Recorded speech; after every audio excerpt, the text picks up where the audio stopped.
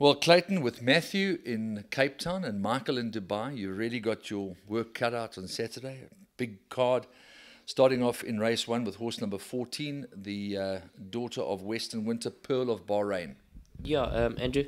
A filly that's obviously going to need the experience. She'll come up from the run. She's looking for much further, but yeah, very scopy type of horse. You know, if she runs on and finishes into the placings, I think I'll be pretty happy with that run. On to the second race. Number 13 is Bourbon Bouquet. Nice debut. Yes, obviously she has been showing quite a bit. You know, prior to a break, she does come off a lengthy layoff. She looks taking on the boys after a break.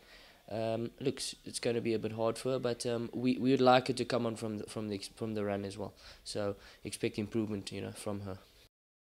Throng having his third start, son of Visionaire, looks to be going the right way after a very promising run behind his stable companion last time out. Yeah, very good improvement. Obviously the 1700 did suit him, and the long running at the Val gave him that extra opportunity to find that gear late. He's a horse that wants 2,000 metres and obviously appreciated the extra ground. We are coming back, but I just thought it might be the right field, even though Lucky's horse looks like it's got us held. I think, you know, he should be there. Yeah, Dionysus, he's got to put his hand up. Shows much better work at home than what he's shown us on the racetrack. Never really been the recipient of good draws, so you know, that also sets you back a bit. But I do expect one day that he's going to start to show something, and I kind of hope it's Saturday, Andy. Nice colt, well, gelding now. I do rate him. We've popped him through the pens a few times. He might be a little bit tardy away. We've tried to get him sharp, but you know what it's like. They get there for the first time and looking around and they miss the break. I hope that's not the case. He's certainly got some ability. He's just not one to be left out, that's all. Innovation doing quite nicely at the moment. You know, I thought his last piece of workout was pretty decent. EJB, yeah. Look, he needs to improve quite a bit there, you know, for him to trouble them. But my preference would obviously be Innovation. He's in a good space at the moment, doing very nicely. You know, obviously the draw is a concern. He has to overcome it. But I mean, I'm sure Callan could probably place him in the right place and get him to respond for him. Super. Then Gaynor Rupert's having a hang of a trot at the moment, and you run New Zealand for her in the 4th. Yeah, unfortunately New Zealand is not like the 3-year-old she's got in Cape Town, but anyway, having said that, this filly, it's been a bit of an interrupted program, and she may just need this run. I think there is improvement to come from this filly. She does show us a little bit. We're hoping that she can run into the money. Yeah, I think a similar thing would apply to her. She's done some nice gallops at home, and it certainly carries a bit of class, so hopefully not too green. I think she's an inclusion probably in all bets if it goes right. But you know, with the first timers, you always under the cosh a little bit. You don't know what they're going to do, but certainly good ability, and if she puts her best foot forward, she could contest it. Yeah, off far. She was in need of her outing last time. She's looking for 14 a mile. We've opted to go for the mile. I think she's definitely improved in her work from her first start. Wouldn't surprise me if she does pop up into the money there. I like the way she's progressing. She was always going to come on from her first start. That's very good for her. Then you've got 3 representatives in race 5, all of Crown Court, who makes a handicap debut and gets the claimer. Excalibur's return, who comes off a good win, and Smoky Affair's also got pretty decent form. Yeah, she's got decent form. I think maybe she's crying out for a little bit further these days, so we've opted to obviously step up and trip. Yeah, Excalibur's return, very good post-maiden win. She's improving all the while. A type of filly that's also looking for 2-4. I don't see why she can't run well there. She's in a good space at the moment. And then Crown Court, yeah, possibly too far last time in that 2-4. So we've stepped her, obviously dropped her back to the 2000. Look, I expect her to run obviously an improved race from her last run. Yeah, she didn't really win beating much in her maiden, and then kind of in the deep end. She wasn't disgraced by any stretch of the imagination, so it does augur well for her coming back to 10 furlongs. Yeah, it does. I mean, if you look at the form line of that race itself behind Bondi Blue, there's pretty strong form in the form. I think it was the Java handicap. There's been quite a few runners out of there that have won since the Java. So, you know, I don't think she was disgraced in where she finished. Okay, then what about London Secret in race 6? She shouldn't either run. You know, her juvenile form is excellent, and we're just hoping that you know, she can maintain that level of form. She may just need the run, but as long as she's running on strongly, I'm going to be pleased with that.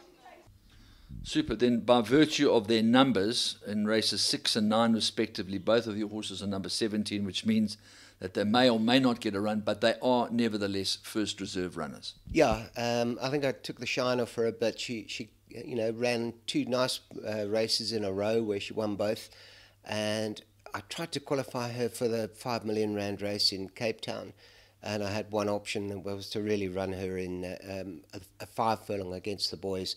It was too much for her. She got beaten 5 lengths. It wasn't a shocking run, but clearly, you know, 5's too sharp for her. 1160, if she does get a run off bottom weight, I think she must be included. Lovely. And then on to Jazala in race 6, and she is accompanied by On a Mission and Taking the Peace, who ran against the boys and acquitted herself awfully well. Yeah, I think obviously that was a very good run from her. We bring her back to 1160. She's pretty competitive over 1160. She's in a very good space at the moment, doing very nicely. I'm very happy with her work. You know, I could expect a forward run from her. Jazala, we step her up to 1160. I don't see why she won't see out the trip. Also very good work, you know, at the moment. And then On a Mission, pretty gutsy filly. She's got a big heart. She's tiny, but she's got a big heart, and she loves it, this type of trip. Look, it is quite a competitive fillies feature race, but I think our fillies are up to the task there. Then the very talented Alpha Hard. He went to the Cape Guineas. He's come back. He's had another run pretty soon, but it was certainly encouraging. Yeah, definitely. Much improved effort last time. We've just sort of changed a little bit of things with him, you know, with his training program and things like that. He seems to be enjoying it at the moment. So you know, he's a horse that's fresh. So he's well within himself. I don't see why he can't run a decent enough race there. Yeah, a horse with a phenomenal pedigree, and you know, it's sort of he's going to want a lot more. Andrew, it's a 1400. It's actually just the starting point. He's probably a 10 furlong horse, but we're starting off again after gelding, and just hoping that he can be running on at the death. Such an interesting pedigree when you look at Cloth of Crowd and Silver Mountain, various different stallions, how various different stallions that have been put to that mare bring out different attributes. Yes, you're quite right, but having said that, I mean, Cloth of Cloud, we didn't even get going with her. She was just had a mind of her own and did her own thing. The fact that she won Champion Sprinter too was just on raw ability, but it wasn't that she ever put it into her work or she ever put it in on a race day. She was a phenomenally talented filly, but you know, it's not to say that she wouldn't have got the mile. It's just that we just couldn't get to the bottom of her in terms of temperament. So yeah, I think they do tend to stay, and fortunately she had enough speed to win the champion 2-year-old. And then on to Alaleo. I remember last time speaking to Matthew, he said he didn't think that the handicap had caught up with her yet, and she looks to have an undeniable chance. Yeah, she has to have. I quite like the way she's going along at the moment. You know, obviously the step up in trip, I don't think it's too much of a concern. She'll probably thrive on that. She's doing very well. You know, there's no reason why she can't run well. Muzi rode her last time. He knows the filly, so let's look for a forward run from her. And then quite an illustrious group of owners are the guys behind Holiday Romance. Yeah, Holiday Romance. Look, in all fairness, she was probably thrown in the deep end in her post-maiden effort. She's come out of that race very well. She's moving very nicely. She's definitely improved a few lengths. I think in this type of company of that type of weight, it wouldn't surprise me if she does run into the money there. She's doing very nicely. I mean, I like the way she's working. I think she's probably could be a sneaker there. And then the same has to be said about Summer Wind. She looks like she could be competitive should she get in. Yeah, she will. We've had the chiropractor do quite a lot of work with her. She was sore behind, and he's worked on her about 4 or 5 times now, improved dramatically. And if she can get back to her early form, then I think she would be a lively runner. I was actually kind of disappointed she didn't get a run, although if you look at the form, you can understand why. But she will improve on that poor form.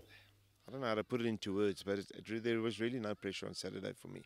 I was very, very calm all week, and I didn't feel any sort of pressure in terms of the race on the Saturday.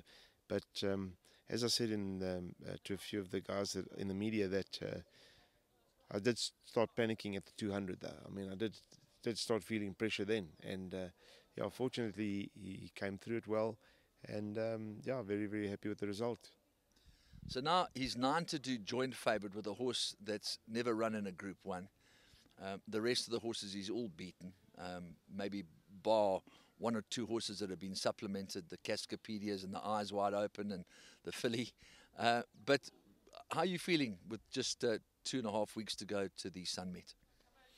Yeah, as I said, I mean, I'm pretty pleased with the way he's pulled up, and it's always been part of his plan, part of his target. Yeah, we'll just leave it as the market sees it. 92, I think, is a reasonable price, and the buzzword seems to be that he's vulnerable over the 2,000. So let's leave it at that. Finally, his owners, priceless. Must be something that really gave you an enormous amount of joy to sit in the box with them, have a quiet whiskey, and revel in the glory of this amazing purchase. Yes, Andrew, I hadn't met Billy before, and obviously I haven't spent much time with Bram, but 2 fantastic guys, and not just because they are in my team now, but because they are good guys, and I'm very, very pleased that I have people of that ilk to take over. And of course, Anton Marcus' statement that Marcus would have been so proud of the manner in which this whole transaction has taken place, and the guys that truly appreciate greatness and have really battled to get that Group 1. Yeah, we've got a little personal joke, Bram and I. At the end of the day, he's certainly achieving what he's capable of achieving now.